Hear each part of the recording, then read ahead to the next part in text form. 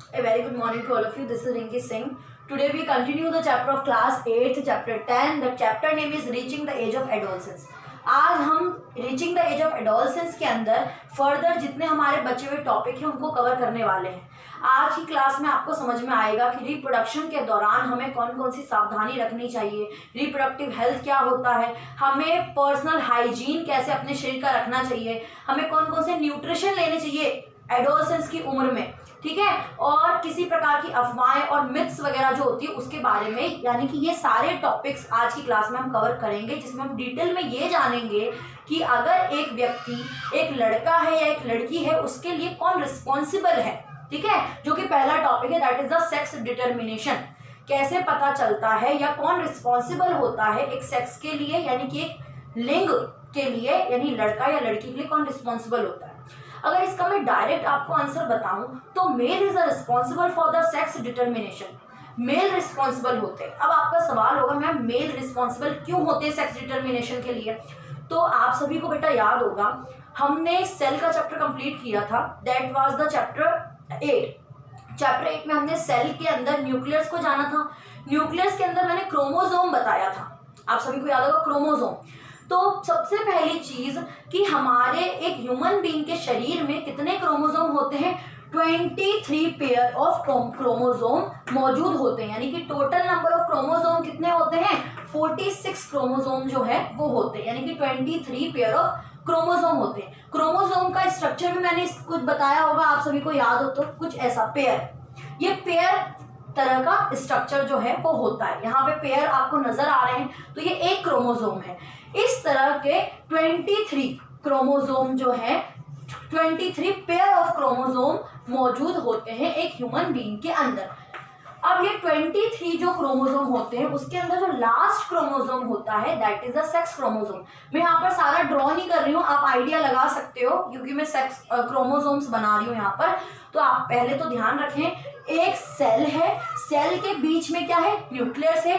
Nucleus के अंदर 23 pair of chromosome की मौजूदगी है, जिसके अंदर 23 में से 1 यानी कि 22 और 1 क्रोमोसोम जो है वो कौन सा क्रोमोसोम कहलाता है? सेक्स क्रोमोसोम कहलाता है, सेक्स क्रोमोसोम होता है, ठीक है। एक क्रोमोसोम सेक्स क्रोमोसोम होता है। 23 पेयर ऑफ क्रोमोसोम एक सेल में मौजूद होते हैं, 23 में से एक क्रोमोसोम सेक्स क्रोमोसोम होता है, ओके।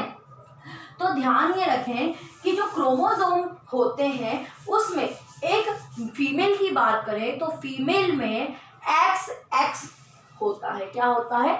XX। एक सेल के अंदर जब रिप्रोडक्शन होता है उस दौरान क्या हो रहा है बेटा? XX जो है 2 हिस्सों में अलग अलग जाता है, ये X और ये X अलग अलग जाता है। और मेल में क्या होता है? मेल में होता है X और Y, ठीक है, XY होता है।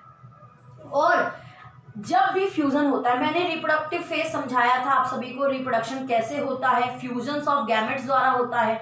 तो जब भी एक इसके अंदर से X और Y, ठीक है, XY, अगर XX का फ्यूजन जब भी 2 गैमेट्स आपस में फ्यूज होंगे, 2 सेल आपस में फ्यूज होंगे, तो सेक्स क्रोमोसोम्स जो होंगे उसमें अगर मेल की तरफ से X आता है और फीमेल की तरफ से भी X आएगा तो क्या होगा?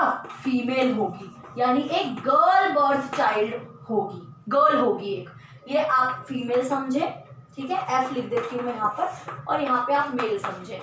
तो मेल के अंदर X और Y होते हैं और फीमेल के अंदर X होता है। तो जब XX का फ्यूजन होता है, जब रिप्रोडक्शन के दौरान X और X दोनों फ्यूज हो जाते हैं, मिल जाते हैं, तो एक गर्ल बर्थ होती है, एक फीमेल बर्थ होती है। एंड देन अगर X और Y, देखो महिला की तरफ से परफेक्ट, आप ये बोल सकते हो परफेक्ट क्रोमोसोम कहलाता है क्योंकि उसके अंदर हमेशा X ही है। बट इरेगुलरिटीज कहाँ आ रही है? मेल की तरफ से। मेल में X और Y दोनों होता है, तो जब XX फ्यूज होंगे तो फीमेल होगा, और जब X और Y यानी कि मेल की तरफ से अगर Y हो जाता है तो एक बॉय, बेबी बॉय होता है, ओके।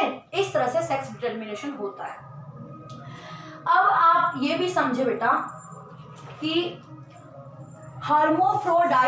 हार्मोफ्रोडाइट ऐसे जीव होते हैं जिनके अंदर मेल और फीमेल दोनों की ही ऑर्गेनिजम्स की क्वालिटी जो है वो पाई जाती है। हर्मोफ्रोडाइट एनिमल, जिसमें आप अर्थवॉर्म ले सकते हो, स्नेल ले सकते हो, ऐसे जीव होते हैं।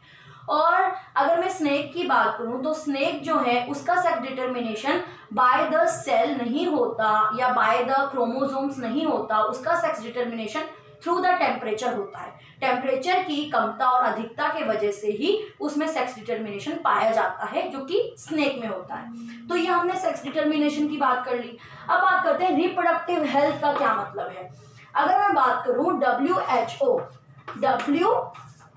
That's called the World Health organisation.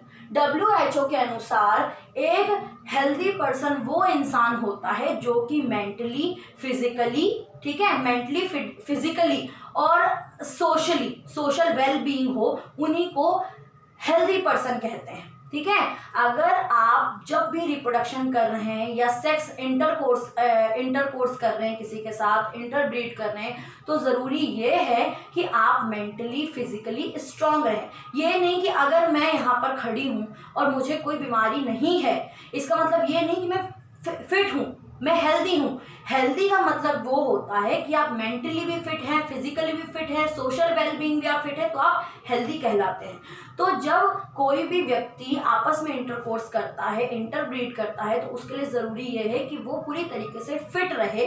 ठीक है, और इसके लिए प्रिकॉशंस ली जाती है। जब आप किसी के साथ संबंध बना रहे हैं तो अपनी सावधानी रखते हुए, प्रिकॉशन लेते हुए उस जो भी आपका रिलेशन है उसको बरकरार रखें। आगे है हमारा न्यूट्रिशनल नीड ऑफ एडोलसेंट।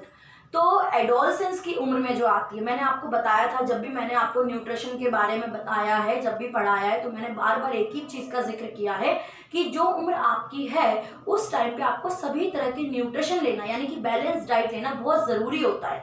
इस टाइम क्योंकि आप ग्रोथ कर रहे होते हो, आपकी हाइट, वेट, ये सारी चीज़ें, मेंटलिटी, थिंकिंग प्रोसेस, बहुत सारे बदलाव आपकी उम्र के दौरान आप में आ रहे होते हैं। तो उस टाइम आपको सभी प्रकार के न्यूट्रिशन की आवश्यकता होती है।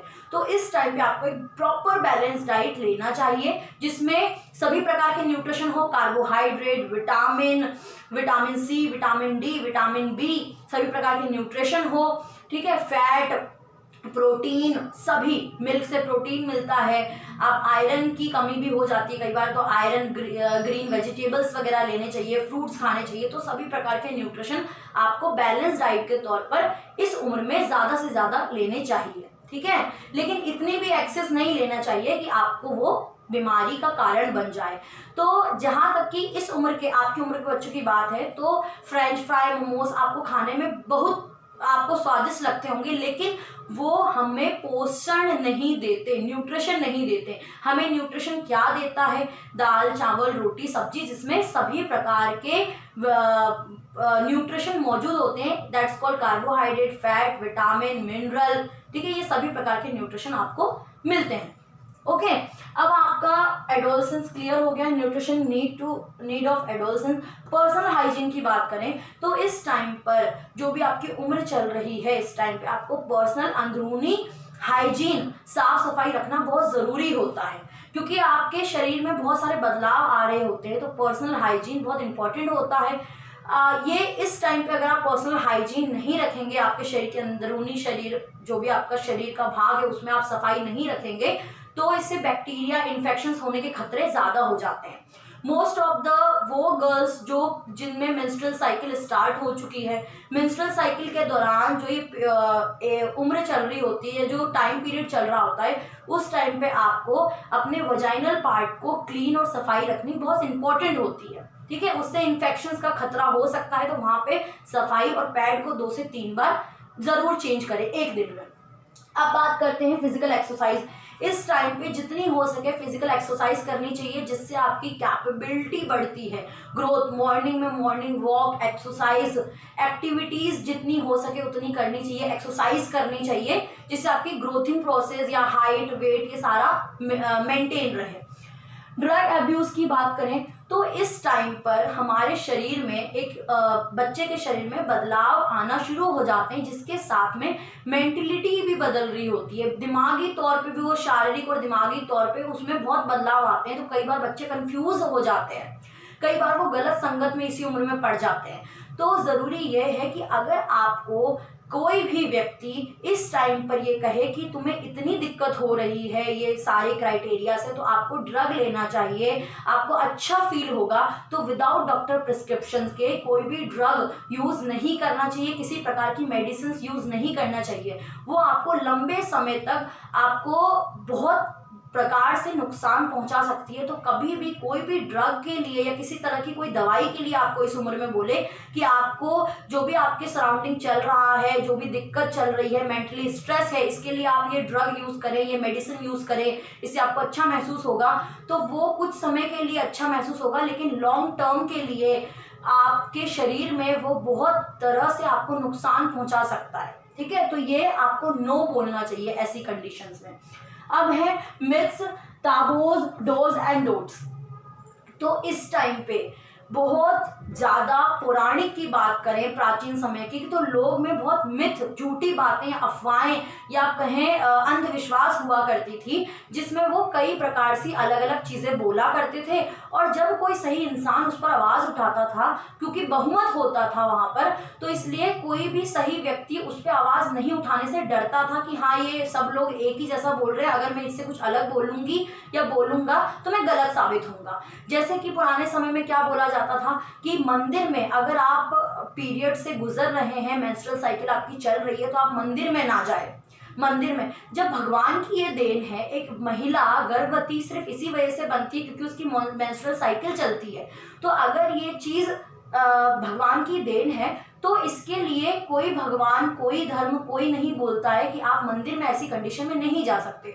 तो ऐसे पुराने विचार हुआ करते थे, या आप ये कहें पुराने लोगों की सोच हुआ करती थी कि इस तरह से मिथ्स बनाते थे, अफवाहें, या आप कहें पुरानी चीज़ें थोपते थे आगे जनरेशन की, जो कि हम सही और गलत के लिए हमें वही चीज़ सही लगने लगती थी।